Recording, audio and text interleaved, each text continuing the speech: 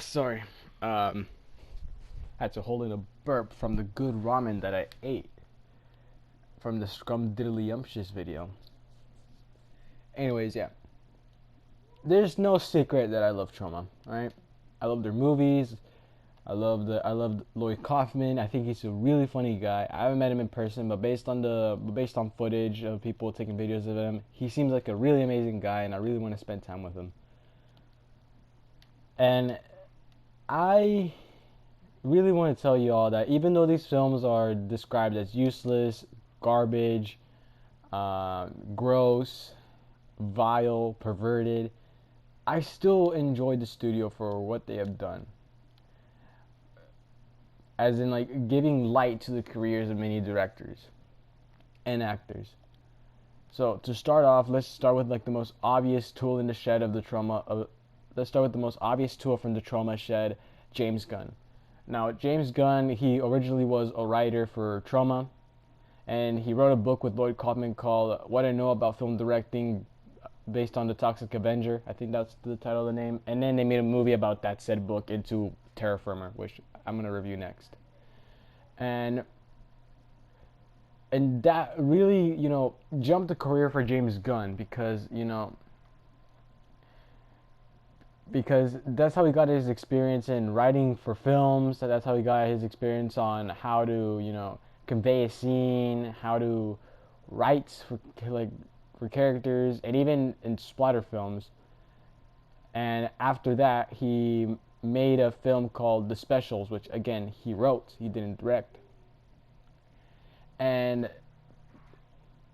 that was kind of like a huge step for him because superheroes, he loved superheroes. One of the best memories that he's ever had was when he was a little boy, he used to obsess over comics, and then his psychiatrist told his dad that he should. The psychiatrist told James Gunn's dad to spend more time with him, and then he went to a Comic Con with his dad, not in San Diego, but another state from like another U.S. state that had a Comic Con. And one of James Gunn's best memories from there was that he saw his dad reading a Superman comic by his own, like without anyone assisting him. He doesn't do it for fun, but he's not doing it for like force, but he's just reading a Superman comic by himself. And that's one of James Gunn's best memories because his dad had best interest in him, and hence why the DCU's Gods and Monsters chapter is important for him. And after that, he made another passion project. After that, he made another project of him that he had really great interest of called Slither, which was a movie. Which is, I think you heard of this movie. It's about like aliens invade Earth, and then it's like tiny little worms, leeches, and then they consume and then they control the brains of humans. And the reason why people like that movie is because whenever you have a horror movie, you usually have that one girl who always screams a lot, doesn't do anything. But in here, Elizabeth Banks' character, I think she's the role in this movie. She's not that. She's the complete opposite of that. She does she knows what to do. She's not a dumb person that flees off at the first chance she gets without anyone supervising. She actually stays with the cops, and instead of screaming all the time, she takes the first chance she gets to beating the crap out of one of the mind-infested people that got controlled by the aliens. And she was really afraid. And the only reason that she was afraid in this movie was because her husband, she was controlled by one of those aliens, and it's kind of like killing your husband, and it's not, and it's really tempting to really not kill your husband, but at the same time he's being controlled by aliens. You can't save him, and it's kind of sad. And this movie is, even though it's like a movie about aliens, it's about marriage and how you should value it. And then the movie flopped, of course. And after that, he made a and of course he likes superheroes, so why not do this? And then and then after that, that's how he got his career in making the Guardians films, which everybody loves. And the reason why, and you're just gonna say, oh, because he made Guardians, big deal. And not just that the Guardians, the Guardians the Guardians. Everybody loves the Guardians, the reason why his work in Troma of writing films, everybody loves the way he writes films, the way he writes jokes, the way he writes the characters as being, provocative, dumb, jocks, annoying, and then it turns them into these characters that you really feel for in these movies, and you learn all that from Troma. And then after the Guardians came out, the Guardians movies are also important because nobody knew who the Guardians were before that movie. Everybody was mad that Guardians of the Galaxy was going to fail because it wasn't a Captain America movie, it wasn't a Thor movie, it wasn't an Iron Man movie, not even an Avengers movie. So everybody was like, why are you wasting time with this movie? It's probably going to suck anyway. And when the film came out, everybody was blown away. It was the highest grossing film of 2014. And finally, James Gunn had a hit. And all of that he learned from Troma. And not only making the Guardians films made the MCU want to change their style, but also made more studios come up with more obscure ideas. Like, if it wasn't for this movie, there probably wouldn't be a Suicide Squad. The Suicide Squad, there probably wouldn't be a Blue Beetle movie. And heck, there might even not be an Eternals movie, and I'm going to shut up now. But what I'm saying is that not everything popular has to, resonate with the audience. There can be obscure movies, which is why he's doing the DCU, to bring more obscure characters into the light. It worked for Guardians, so it can work for other movies. So yeah, James Gunn, he got all of his experience in Troma with Lloyd Kaufman. So yeah, that's why. If it wasn't for James Gunn, we wouldn't have Guardians of the Galaxy. And we wouldn't have Guardians of the Galaxy, we wouldn't have the DCU, which might be conflicting for some people, saying Henry Cavill's not going to go back, is not going to come back, And if it also wasn't for this movie, there wouldn't be a Doom Patrol, the show, which I love so much. And there wouldn't also be a Titans show, as in the CW show. And there also wouldn't be probably a Superman and Lois, even though Superman's really popular. Or Stargirl, and I'm going to shut up now. Anyways, what I'm trying to say is, without Troma, there wouldn't be James Gunn. And if it wasn't for James Gunn making the Guardians, then the MCU would probably be more boring. So you're like, big deal, it's just James Gunn. There's not any other person who benefited from Troma. Trey Parker. Now, Trey Parker, he didn't work for Troma. The first time he encountered with Troma was whenever he finally finished making Cannibal the Musical, which I just reviewed. And Troma distributed the movie. They didn't produce it, but they distributed the movie. Trey Parker went to them because, the movie was gory. And he wanted to make them publish them. Troma didn't make the film, they just published it. They released it to cinemas.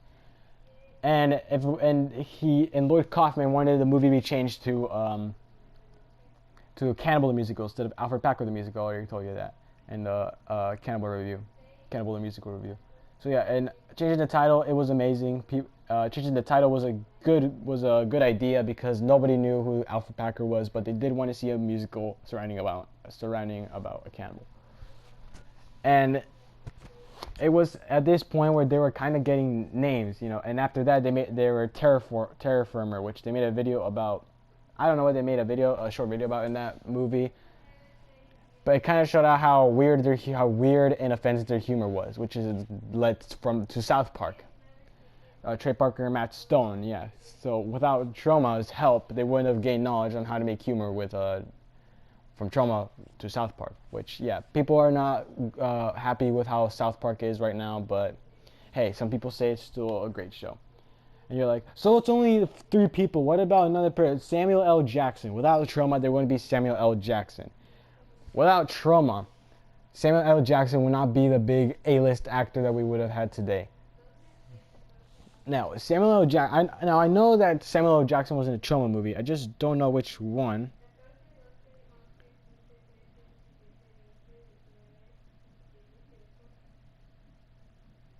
I'm looking it up right now. I'm sorry. Death by Temptation. This movie made Samuel L. Jackson be this A-list actor that he is now. Now, what is Death by Temptation, you ask? It's basically vampire hunters. Imagine Blade, but more gross. But it's Troma. So Death by Temptation, this movie really kickstarted Samuel L. Jackson's acting career. And then after that, it wasn't for Samuel L. Jackson, we wouldn't have Nick Fury, we wouldn't have Shaft, the remake one, not the original ones. And we wouldn't have I'm sick of these monkey fighting snakes on this Monday to Friday plane. So congratulations, Troma, for not only making an actor that is memeable, but also, had a really great career. With Spike Lee as well. I heard he was in a Spike Lee film too. So now you're like, so it benefited people. What else did it benefit splatter films? When Troma came out, all they ever did was splatter films. But it made good money, and it showed that people really did care about these gross films. Me myself included. But what happened after that? Well, then people started making more splatter films, wanted to make it gory. And then, Troma was not making that much money at the movie theaters. And then whenever, like Poltergeist made like $30 in theaters. But when the movie came out in DVD, it was amazing. So then Troma, shifted their gears from releasing their movies from cinemas um, to Blu-ray, to like Blu-ray and DVD.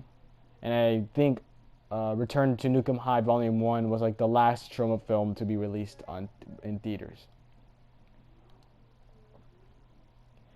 And you're like, oh, big deal. So, yeah, splatter films. How about Toni Collette? Now, Toni Collette, when she was back then she used to be in comedy films, like In Her Shoes. But after Mother's Day, which originally was a Troma film in 1980, but then got remade in like the 2010s, she was the psychotic mom in the remake, and she was good at it. So the movie really is what kicked off in the horror genre. So if they didn't remade Mother's Day, a film from Troma, then that means that Toni Collette wouldn't have that amazing performance she had in Hereditary. And we all know people love Hereditary, so yeah. These are reasons how I know Troma is important and why Troma is important to the film industry. They might not be as recognizable as they were back then, but they're reaching this cult status. So, yeah. For those of you saying it is just a gross independent studio film making gory, vile, perverted movies, yeah, they might have. But don't forget that they also brought us some of the best geniuses and minds of Hollywood. So if you love James Gunn but you don't like Troma, then I'm sorry, but if it wasn't for that gross studio, you wouldn't have James Gunn. So yeah. I hope everyone learns from this, And if you have a passion for filmmaking, go for it, I believe you can do it. So anyways, the Oscars yesterday, anyways, about filmmaking, I really think that the Oscars wasn't funny. It all started